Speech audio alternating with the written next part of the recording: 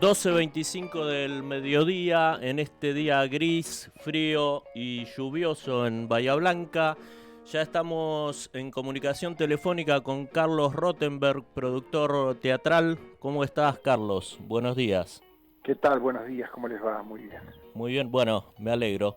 Me di cuenta que hasta hace un rato, cuando hablé fuera del aire con vos, no te tuteaba, pero me di cuenta que somos contemporáneos, así que digo, ¿por qué no tutearlo? Por supuesto, ¿Eh? desde ya no conozco mucha gente que no se tutee ya, Bueno, qué loco eso, ¿no? seguro. Carlos, prácticamente es redundante el hablar sobre la grave situación que atraviesa la actividad teatral y de la que Bahía no es excepción, pero nos gustaría escuchar de tu voz qué es lo que pensás sobre esto, cómo se está viviendo, cómo lo estás sintiendo, ya que desde mi manera de ver sos la persona más autorizada para hablar sobre este tema. Bueno, primero te agradezco, más allá que somos muchos los que obviamente estamos en esta actividad y ustedes concretamente allí en Bahía tienen un enorme representante de lo nuestro aquí en la Asociación de Empresarios de Teatro y Música de Buenos Aires, que es nuestro consocio Daniel Volpe, que es el que nos transmite permanentemente las inquietudes de la zona. Y justamente con Volpe veníamos hablando desde marzo sobre el impacto de esta pandemia, que algunos directamente lo tomamos como desde la industria teatral, también la musical, pero desde el teatro como un año perdido. Y lo explico muchas veces y lo vuelvo a hacer ahora, por qué. El público no sabe que de toda la gente que va al teatro en un año en Argentina, el 80% lo hace en el semestre abril-septiembre. Solo un 20% lo hace en el semestre octubre-marzo. Y en ese semestre octubre-marzo mucho influye las temporadas de Mar del Plata y Villa Carlos Paz.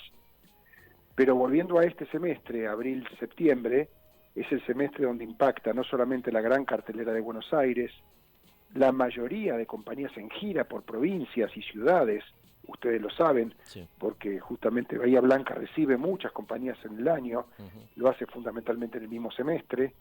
El movimiento de teatro independiente, que todas las ciudades argentinas lo tienen, también se prepara para después del inicio de clases en ese semestre.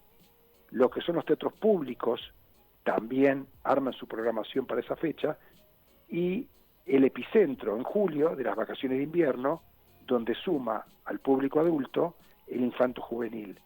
Entonces, en este raconto, cuando una pandemia impacta, como pasó en marzo de este año, en ese semestre, el año desde la actividad se perdió en marzo. En marzo yo hice un audio privado que después fue público para un grupo de colegas de Buenos Aires, donde decían teatro se denomina debut y despedida cuando algo fracasa. Bueno, lo nuestro fue debut y despedida, porque concretamente fuimos de las actividades que primero cerró, incluso antes de la cuarentena, se bajó el telón de las salas del país, ya el domingo 15 de marzo, y por la tipicidad de la profesión, es de las que cuesta más retomar, además de la misma dinámica del público, ¿no? Que también tiene un efecto, por un lado, post-cuarentena, y también una situación económica que venía maltrecha antes de la pandemia, y que sobre llovido mojado esto también influye. Para redondear esta respuesta larga, les diría que igualmente hay que tener mucha atención, también lo dije hace mucho tiempo, en no mirar esto desde el ombligo de los teatros de la Avenida Corrientes, porque de Buenos Aires, porque la curva sanitaria es diferente en cada localidad, y por supuesto puede ocurrir que mientras estemos en fase 1, por ejemplo, de un protocolo sanitario para la actividad nuestra en Buenos Aires, a lo mejor Bahía Blanca está en la fase 2 o La Pampa en la fase 3. Eso dependerá de la autorización de parte de salud de cada municipio para poder funcionar. Carlos, hace algunas semanas la Asociación Argentina de Empresarios Teatrales se reunieron con el ministro de Salud, Ginés González García, para terminar de elaborar un protocolo. Digo, para la vuelta a la actividad, ¿verdad? ¿En qué consiste este protocolo? Justamente la entidad que nuclea el teatro y música, y por eso nombré al principio de esta charla, al ser una entidad nacional, Sí. cada localidad tiene su representante, somos 190 socios. Cuando lo nombré a Daniel Volpe al inicio del diálogo es porque justamente es quien nos representa, quien representa a Bahía Blanca en la entidad. Y no fuimos a una reunión ni política ni económica, fuimos a salud pública buscando justamente esa señal inequívoca para el público, para que pueda conocer tanto espectadores como artistas y trabajadores sobre la responsabilidad que conlleva organizar espectáculos cuando de salud se trata. Y la reunión con el ministro y sus colaboradores fue para delinear, que es lo que ocurrió y ya se presentó la semana pasada, un protocolo marco que autoriza salud pública como para que pueda replicar cada autoridad sanitaria local a la hora de, como expliqué recién, ir viendo el estado de este coronavirus en cada sección del país.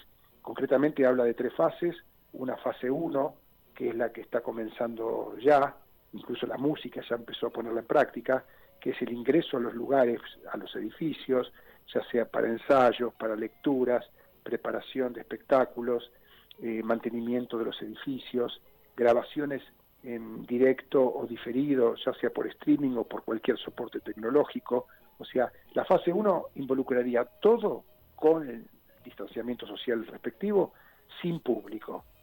La fase 2, que calculamos, dependiendo, insisto, de cómo siga funcionando la pandemia en nuestro país, va a permitir una base de un 50% de espectadores ubicados en la sala en una especie de damero. Si lo miramos desde un cenital, sería una persona sin ningún adelante, ni atrás, ni a los costados, y si uno lo mira entonces el cenital, termina conformando un damero que arranca en el 50% y el 75% en la fase 2, para luego llegar a la fase 3, ya con el 100% del aforo, siempre, reitero, con el protocolo sanitario hasta que finalmente algún día la pandemia termine.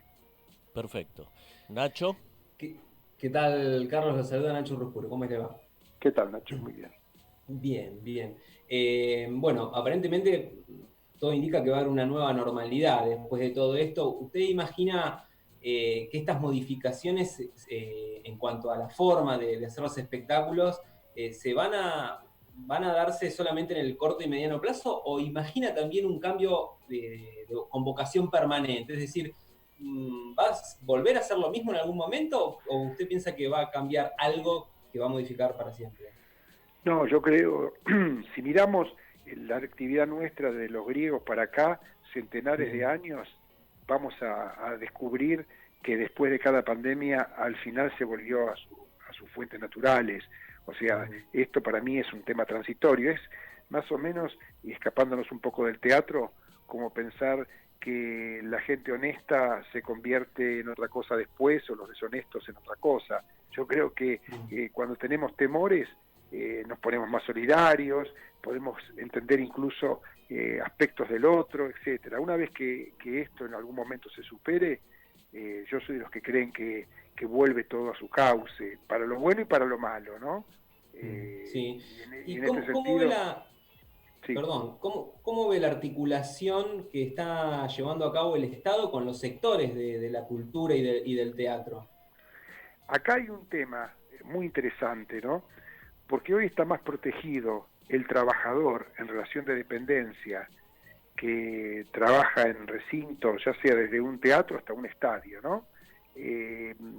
Para ponerle nombre y apellido, para, digamos, boleteros, acomodadores, electricistas, maquinistas, utileros, personal de maestranza o de contaduría, todo lo que significan los trabajos fijos, tienen un empleador y tienen las leyes del Estado que le permiten percibir incluso con actividad cero sus salarios. Paradójicamente, el problema mayor, y esto lo decía en aquel audio de marzo al que hice referencia antes, lo iba a tener, y lo sigue teniendo, justamente el mundo artístico, musical, digamos, todos los que podríamos llamar trabajadores eventuales del arte, desde el escenógrafo hasta el sonidista que se contrata para hacer la función. Porque al no tener empleador y no existir los proyectos, queda un tejido de profesionales totalmente desamparados en esto. Qué paradoja, ¿no? Le decía el otro día a un grupo de actores amigos, en nuestra actividad, el teatro, que se nutre fundamentalmente de la tarea artística de actrices y actores, son y están más desamparados desde el punto de vista legal que el boletero que vende las entradas para esos artistas. Y esta es una realidad. Yo creo que desde el Estado, si hay 3 grupos que, y esto lo digo muy suelto de cuerpo porque no soy de ninguno de esos 3, que el Estado tiene que cuidar, son el teatro independiente desde siempre, porque el teatro independiente no tiene lo económico de por medio, como sí lo podemos tener en el circuito del teatro comercial, el grupo que conforman los teatros públicos, fundamentalmente porque es una de los que creemos, ¿no? que es una de las obligaciones del Estado llegar con esa rama de la cultura a aquellos sectores que no tienen otra posibilidad de hacerlo, y el grupo de los artistas, porque los artistas concretamente no tienen a quién reclamarle, para decirlo así, y ahí sí creo que tiene que estar presente el Estado. Justamente tocaste un tema altamente álgido acá en Bahía. Bueno, vos debes saberlo largamente por esto que has nombrado, nombraste a Daniel Volpe, con el cual tenemos una relación estrecha nosotros, porque Vorterix Bahía es una radio que apuesta fuertemente al teatro, a lo cultural, a lo artístico, ¿no? Y bueno, y nombraste justo a los artistas independientes. Vos sabés que desde acá, desde la radio, se lanzó lo que nosotros llamamos Teatro Virtual Vorterix a la Gorra. ¿Sí? Sí. Se hizo un convenio con la Asociación Argentina de Actores, sede Bahía Blanca, Sí. y subimos a nuestra plataforma multimedia videos de obras locales. Sí. De esa manera brindamos algún tipo de ayuda, ¿no?, a los trabajadores del arte escénico.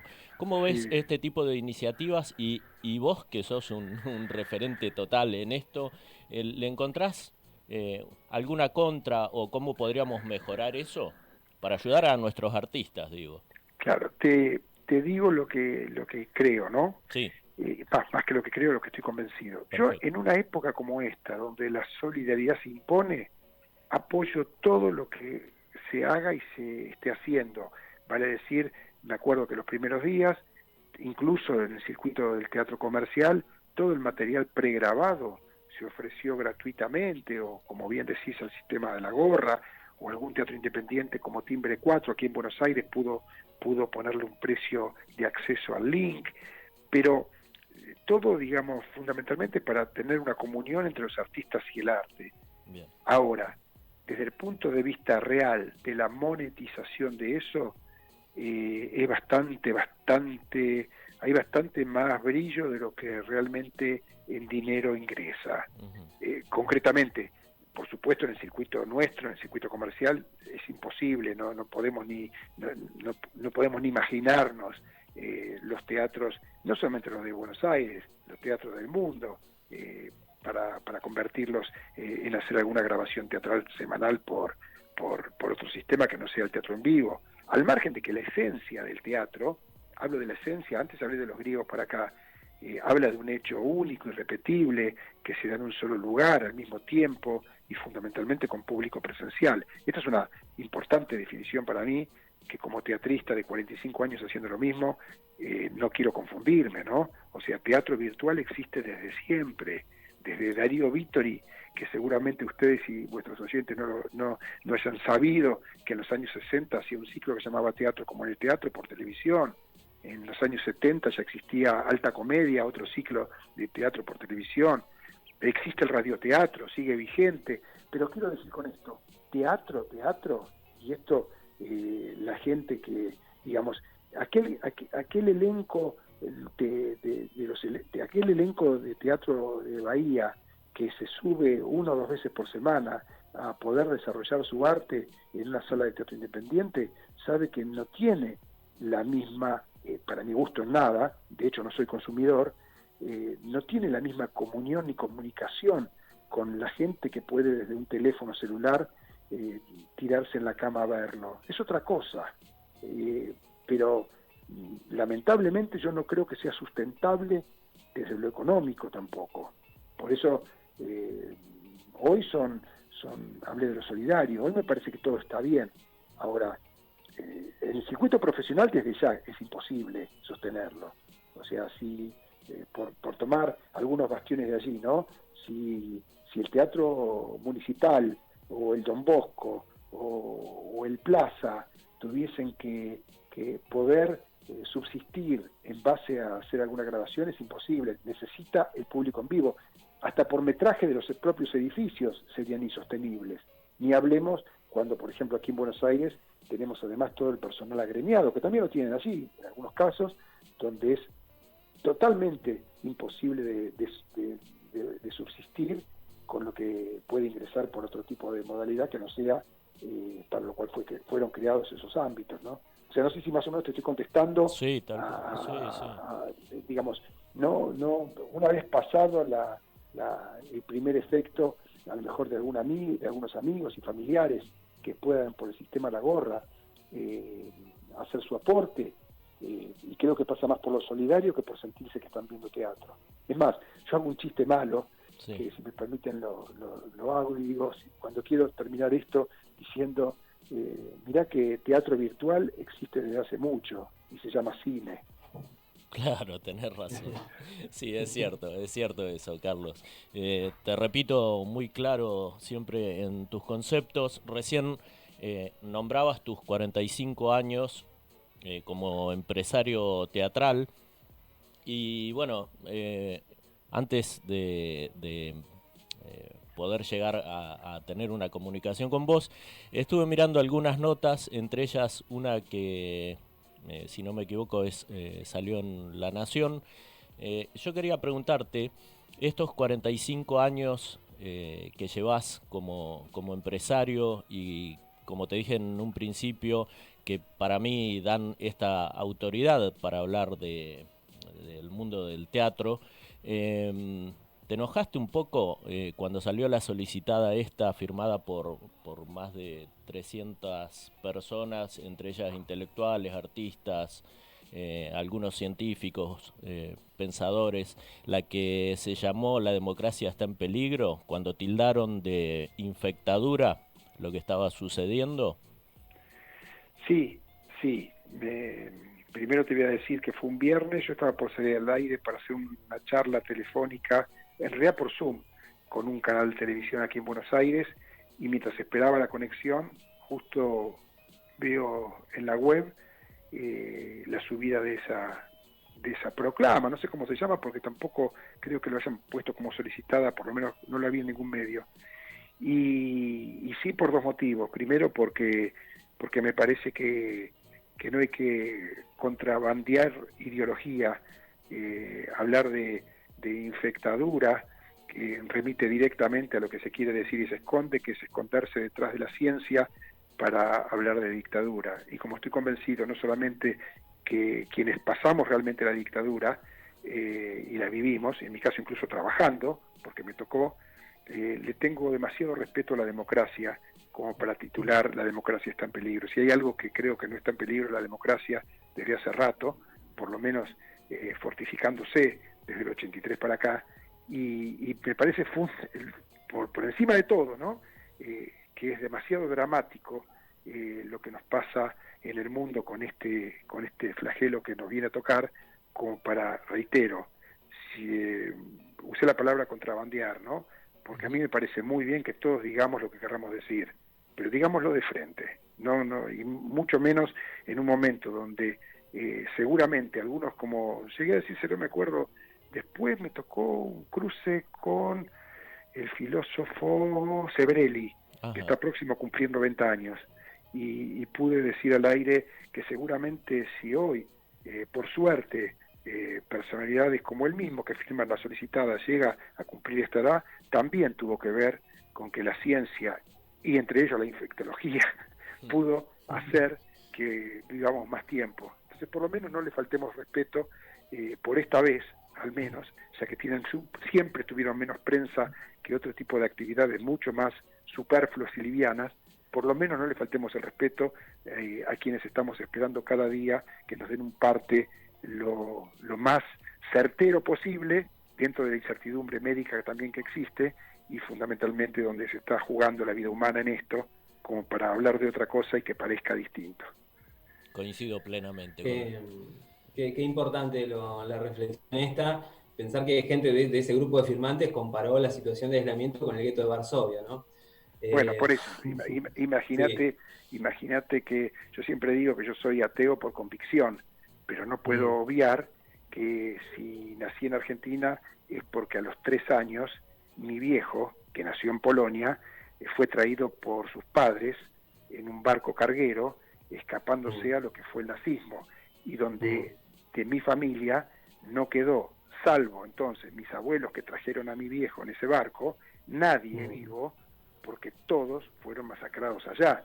Entonces, que me vengan a hacer una comparación con una zona realmente de gente que vive en condiciones muy extremas, como esto creo que era el barrio Azul o Villa Azul, y comparar un lugar que se fue justamente a proteger, entregando víveres, todo lo contrario a lo que es un gueto, o sea, y la verdad que dije en algún momento al aire que yo no soy ni filósofo, ni tampoco infectólogo, ni médico, ni científico, ni tengo la capacidad intelectual que tiene seguramente mucho más que yo esa gente que firma, pero la verdad que si para tener esa capacidad intelectual es para firmar esas cosas, y la verdad que me quedo con los que no tenemos capacidad intelectual. Sensibilidad. Mira, el teatro ha perdurado muchísimo tiempo. Vos hablabas de los griegos recién, ¿no? Y ha perdurado al cine, ha sobrevivido a la televisión, ahora a la pandemia deberá sobrevivir, pero ahora también se enfrenta un monstruo que es el de las plataformas digitales, de series y películas on demand. ¿Cómo imaginas el futuro del teatro? Yo me imagino conviviendo, porque como dije antes, la gente de teatro, si uno estudia la historia del recorrido, cuando apareció la radio se asustó, cuando apareció la televisión ni hablemos cómo se asustó. A ver, todo en definitiva está bueno que conviva. A mí, yo por ejemplo soy un tipo que cuando puedo ir al cine, voy al cine y no me gusta ver cine en mi casa, ¿no? En un video. Pero tengo a mi viejo justamente que le encanta ver la película en la casa, en la computadora. Y yo no entiendo por qué, pero lo respeto porque me parece que son todos complementos de lo mismo. En todo caso, que se preocupe quien produce la película en saber si el video que se está viendo es un video autorizado o trucho. En ese sentido, yo creo que el teatro es una, como dije antes, tiene una esencia diferente. Digamos, califica para un público, en todo caso, menos masivo. Desde ya, pensemos que de todas las disciplinas artísticas y culturales es una de las más pequeñas, ¿no? Porque no es de lo que más se nutre la mayor parte de ninguna población del mundo. Ahora, eso sí, en Argentina sigue siendo una de las... por ejemplo, Argentina es el único país del mundo que tiene más espacios escénicos que pantallas de cine.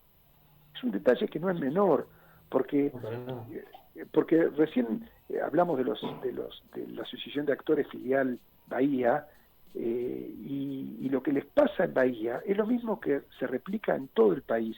O sea, no hay pueblo pequeño que no tenga un altillo, un sótano, o una sociedad de fomento, o una asociación italiana, o asociación española, o donde se desarrolle el hecho artístico del teatro en vivo.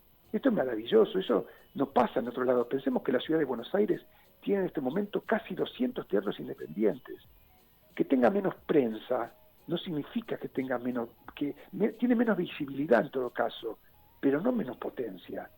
Y en ese sentido, a mí yo siempre digo que soy más teatrista que empresario, aclaro, ¿no? Aunque mi rol es el de ser empresario. Y en ese sentido, yo creo que el teatro no distingue en nuestro país geografías. A mí cada vez que se pudo ir a proteger o defender una ley o una sala de teatro en cualquier rincón del país, me interesa. Nunca, digamos, miro por supuesto mi empresa, pero prefiero mirar lo macro, porque también el crear el hábito en el público de ir al teatro y también el hecho de la generación de nuevos artistas es lo que nutre este tipo de actividades. O sea, yo tengo en ese sentido una mirada muy abierta. A mí cuando me dicen, llegó el microteatro, creo que saben que aquí en Buenos Aires existen ya lugares donde se dan obras cortas de no más de 15 minutos y con funciones para 15 personas. Y entonces es otra manera también de hacer teatro. Y entonces vienen a los que, como yo, ya somos los carcamanes del circuito comercial, y nos dicen, ¿y qué te parece? Y yo aplaudo, decime dónde hay que ir, yo voy. Porque a mí me parece que todo se complementa. Entonces, contestando esto, sigo creyendo que está bueno que haya soportes tecnológicos que compitan entre sí. Y creo que en eso se diferencia el teatro. En el teatro el actor no tiene red. El actor, si se equivoca, lo ve el público. Y es muy difícil. Como acá no hay retomas, como puede ser una filmación, como acá no hay, si habla bajito el actor, le pongo un micrófono, lo doblo, le hago, digamos, los artilugios tecnológicos corren muy poco, por eso es que los actores, digamos, algo así como, en general fueron siempre más respetados los que hacen teatro que otras ramas de la actividad artística, porque juegan sin red, porque además a una platea vos lo podés engañar los primeros 15 minutos con un mal intérprete, pero es muy difícil engañarlo durante toda una función y que te terminen aplaudiendo si estuviste muy mal. Y esta es la ventaja que creo que tiene este tipo de acercamiento con el público. Esto es además de otro tema que no es menor. Ustedes saben que cada vez que hay una función en cualquier lugar, tomemos Bahía, esa noche los kioscos que venden golosinas u otras cosas en la zona del lugar donde se desarrolla la función, la cantidad de viajes en taxi o en remises, alguna playa de estacionamiento cercana al teatro, un par o más de un par de restaurantes después de la función, todas cosas que la publicidad en los medios para difundir los espectáculos, es una economía paralela e indirecta que lleva y transmite el mundo de esta actividad, que también es una mirada que hay que tener. Ustedes saben que aquí en la Avenida Corrientes de Buenos Aires, cuando los lunes no hay teatro, literalmente, dicho por pizzerías y restaurantes, librerías, nos dicen, estamos muertos, porque lo que lleva público de noche a la Avenida Corrientes son los teatros. Le sacás ese imán y está vacía la avenida. Me parece que es claro, como gráfico lo que digo, ¿no? Sí, sí. Absolutamente gráfico, Carlos. Carlos, no queremos robarte más tiempo. Yo siempre me tomo el atrevimiento, bueno, cuando arreglo una entrevista, yo te había pedido 10, 15 minutos y nos pasamos largamente, sin dejar de decirte que es un verdadero placer hablar con vos, pero quiero cerrar la nota con una frase que es tuya. Vos decís, el riesgo es la justificación moral del empresario. Eso habla de vos no solo como empresario, sino como sos como persona, ¿sí? Pensando en el otro. Esa frase le voy a dar el derecho de copyright. A ver. Sí, en un viaje que me tocó dormir en Roma, sin entender mucho el italiano, pero se entiende bastante para los que hablamos castellano, le estaban haciendo un reportaje, haciendo zapping en el hotel de Roma a un empresario que dijo esa frase en italiano. Y me impactó. Nunca más me olvidé de esa frase y la tomé como propia, a punto tal que me hice un cartel en la oficina con esa frase. Soy de los que considera que el riesgo es la justificación moral del empresario, porque el riesgo del empresario tiene que ver con eso, concretamente, entre otras cosas, no vivir del Estado, no hacer negocios con el Estado, no venderle, como en mi caso en 45 años, ni una entrada al Estado, y fundamentalmente crecer o decrecer, depende cómo maneja cada uno su empresa, pero siempre en base a fortificar la empresa en relación a lo que uno produce. Y para decirlo mal y pronto, si pudimos armar aquí en Buenos Aires una empresa nosotros de teatro, no proviniendo de una familia del espectáculo, fue porque reinvertimos los millones de entradas que los espectadores compraron en estas 4 décadas y media en lo mismo que hace la empresa, que es teatro. Siempre sabiendo que cuando vienen épocas flacas como esta, tendremos que incluso desprendernos de un activo, siempre para cumplir primero con las obligaciones.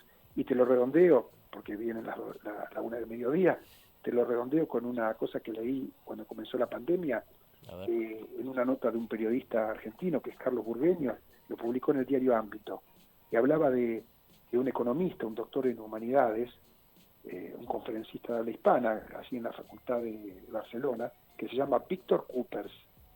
Y Víctor Coopers dijo en marzo que la pandemia va a pasar, pero que es importante ver cómo quiere ser recordada la clase empresaria argentina cuando la pandemia ya pasado.